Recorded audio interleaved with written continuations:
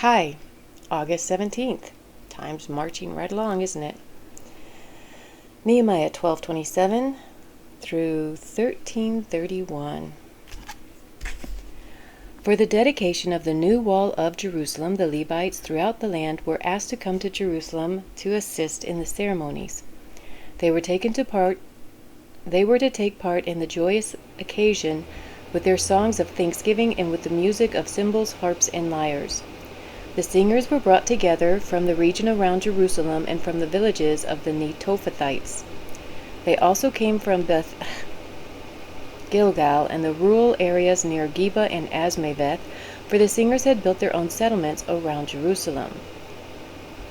The priests and Levites first purified themselves, then they purified the people, the gates, and the wall. I led the leaders of Judah to the top of the wall and organized 2 large choirs to give thanks.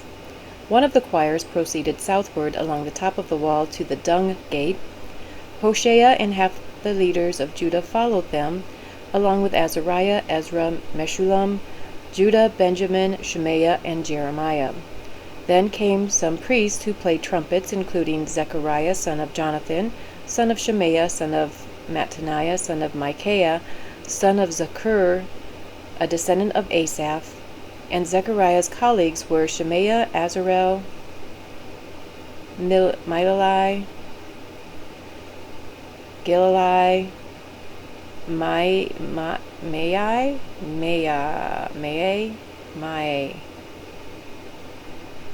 Nethanel, Judah, and Hanani. They used the musical instruments prescribed by David, the man of God. Ezra, the scribe, led this procession. At the fountain gate they went straight up the steps on the ascent of the city wall toward the city of David. They passed the house of David and then proceeded to the water gate on the east. The second choir, giving thanks, went northward around the other way to meet them. I followed them, together with the other half of the people, along the top of the wall, past the tower of the ovens to the broad wall, then past the Ephraim gate to the old city gate, past the fish gate and the tower of Hananel, and on to the tower of the 100. Then we continued on to the sheep gate and stopped at the guard gate.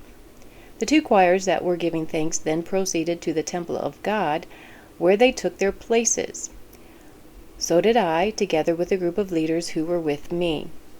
We went together with the trumpet-playing priests, Eliakim, Maaseiah, Miniamin, Micaiah, Elionai, Zechariah, and Hananiah, and the singers Maaseiah, Shemaiah, Eleazar, Uzzi, Jehohanan, Malchijah, Elam, and Ezer. They played and sang loudly under the direction of Jezrahiah, the choir director. Many sacrifices were offered on the joyous day, for God had given the people cause for great joy. The women and children also participated in the celebration, and the joy of the people of Jerusalem could be heard far away. On that day men were appointed to be in charge of the storerooms for the offerings, the first part of the harvest, and the tithes. They were responsible to collect from the fields outside the towns the portions required by the law for the priests and Levites. For all the people of Judah took joy in the priests and Levites and their work. They performed the service of their God and the service of purification as commanded by David and his son Solomon, and so did the singers and the gatekeepers. The custom of having choir directors to lead the choirs in hymns of praise and thanksgiving to God began long ago in the days of David and Asaph. So now, in the days of Zerubbabel and of Nehemiah, all Israel brought a daily supply of food for the singers, the gatekeepers, and the Levites.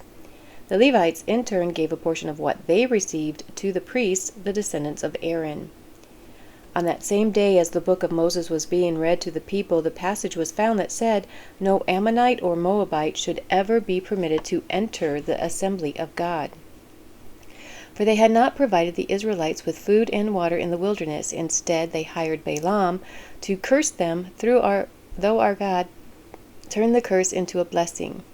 When this passage of the law was read, all those of foreign descent were immediately excluded from the assembly.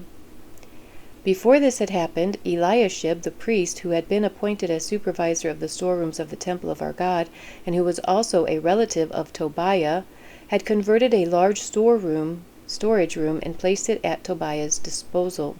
The room had previously been used for storing grain offerings, the frankincense, various articles for the temple, and the tithes of grain, new wine, and olive oil, which were prescribed for the Levites, the singers, and the gatekeepers, as well as the offerings for the priests.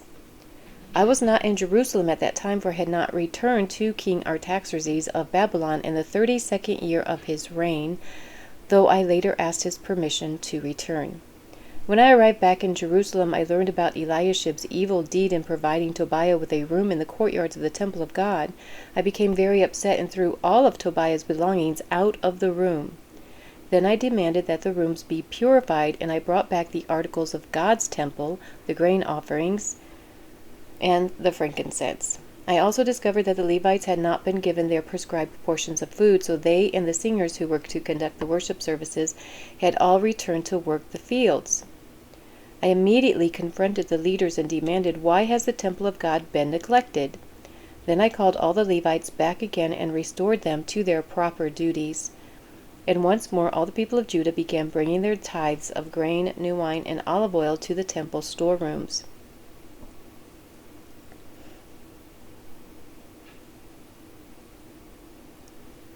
I was not in Jerusalem at that time, for I had returned to King Artaxerxes of Babylon in the 32nd year. I feel like I read that wrong. I was not in Jerusalem at that time, for I had returned to King Artaxerxes of Babylon in the 32nd year of his reign. Okay, so during the following, he had been back in Babylon. I assigned supervisors for the storerooms: Shelemiah the priest, Zadok the scribe, and Pedaiah one of the Levites. And I appointed Hanan, son of Zakur and grandson of Mattaniah, as their assistant. These men had an excellent reputation, and it was their job to make honest distributions to their fellow Levites. Remember this good deed, O my God, and do not forget all that I have faithfully done for the temple of my God and its services. In those days I saw men of Judah treading out their wine presses on the Sabbath. They were also bringing in grain, loading it on donkeys, and bringing their wine, grapes, figs, and all sorts of produce to Jerusalem to sell on the Sabbath. So I rebuked them for selling their produce on that day. Some men from Tyre who lived in Jerusalem were bringing in fish and all kinds of merchandise. They were selling it on the Sabbath to the people of Judah, and in Jerusalem at that. So I confronted the nobles of Judah. "Why are you profaning the Sabbath in this evil way?" I asked, "Wasn't it just this sort of thing that your ancestors did that caused our God to bring all this trouble upon us and our city? Now you are bringing even more wrath upon Israel by permitting the Sabbath to be desecrated in this way." Then I commanded that the gates of Jerusalem should be shut as darkness fell every Friday evening, not to be opened until the Sabbath ended. I sent some of my own servants to guard the gates so that no merchandise could be brought in on that Sabbath day. On the Sabbath day. I don't know what my problem is this morning. The merchants and tradesmen with a variety of wares camped outside Jerusalem once or twice. But I spoke sharply to them and said, "What are you doing out here camping around the wall? If you do this again, I will arrest you." And that was the last time they came on the Sabbath. Then I commanded the Levites to purify themselves and to guard the gates in order to preserve the holiness of the Sabbath. Remember this good deed also, O my God. Have compassion on me according to your great and unfailing love. About the same time I realized that some of the men of Judah had married women from Ashdod, Ammon, and Moab. Furthermore, half their children spoke the language of Ashdod or of some other people and could not speak the language of Judah at all. So I confronted them and called down curses on them. I beat some of them and pulled out their hair. I made them swear in the name of God that they would not let their children intermarry with the pagan people of the land. Wasn't this exactly what led King Solomon of Israel into sin? I demanded. There was no king from any nation who could compare to him, and God loved him and made him king over all Israel. But even he was led into sin by his foreign wives. How could you even think of committing this sinful deed and acting unfaithfully toward God by marrying foreign women? One of the sons of Joiada, son of Eliashib the high priest, had married a daughter of Sanballat the Horonite, so I banished him from my presence. Remember them, O my God, for they have defiled the priesthood and the solemn vows of the priests and Levites. So I purged out everything foreign and assigned tasks to the priests and Levites, making certain that each knew his work. I also made sure that the supply of wood for the altar and the first portions of the harvest were brought at the proper times. Remember this in my favor, O my God. So I have a question for our Catholic friends out there. Why do you not allow your priest to marry when clearly priests had wives in the beginning? I feel like this would maybe lower the cases of child molestation, maybe, if they had wives that were satisfying their sexual needs. Maybe, I don't know, maybe not, but I just, let me know why in Catholicism priests are not allowed to marry, because they clearly could back then. Okay, moving on. 1 Corinthians 11:1-16, and you, Corinthians, should imitate me, Paul, just as I imitate Christ. I am so glad that you always keep me in your thoughts, and that you are following the teachings I passed on to you. But there is one thing I want you to know. The head of every man is Christ, the head of every woman is man, and the head of Christ is God. A man dishonors his head if he covers his head while praying or prophesying, but a woman dishonors her head if she prays or prophesies without a covering on her head, for this is the same as shaving her head. Yes, if she refuses to wear a head covering, she should cut off all her hair. But since it is shameful for a woman to have her hair cut or her head shaved, she should wear a covering. So why is this not a practice nowadays? Because I don't think I've ever been in a church where the women were encouraged to cover their heads during prayer. Maybe I should just start the trend again. A man should not wear anything on his head when worshiping, for a man is made in God's image and reflects God's glory, and woman reflects man's glory, for the first man did not come from woman, but the first woman came from man. And man was not made for woman, but woman was made for man. For this reason, and because the angels are watching, a woman should wear a covering on her head to show she is under authority. So what if she's not married? Does she still have to wear a head covering when she prays? This is interesting because, this is New Testament, so this is after the crucifixion, death, and resurrection of Jesus. So why aren't we following this custom? But among the Lord's people, women are not independent of men, and men are not independent of woman. For although the first woman came from man, every other man was born from a woman, and everything comes from God. Judge for yourselves, is it right for a woman to pray to God in public without covering her head?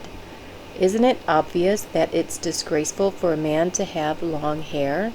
And isn't long hair a woman's pride and joy? For it has been given to her as a covering. But if anyone wants to argue about this, I simply say that we have no other custom than this, and neither do God's other churches. So again, why is this not practice? The women having long hair. I know a lot of Christian women that cut their hair short. So why is that not a bad thing anymore? Interesting. So if you know the answer to these questions, please let me know below, because I'll forget to, I'm so busy, I'll just forget to research it. So anyway, yeah, let me know. And don't forget to post other comments, prayer requests below. Contact me on Facebook or Instagram. The links are in the description. Don't forget to like this video, share it, and subscribe so that you can see all my videos. And if you hit the notification bell, you'll be notified when I post them, because I don't post them at regular times.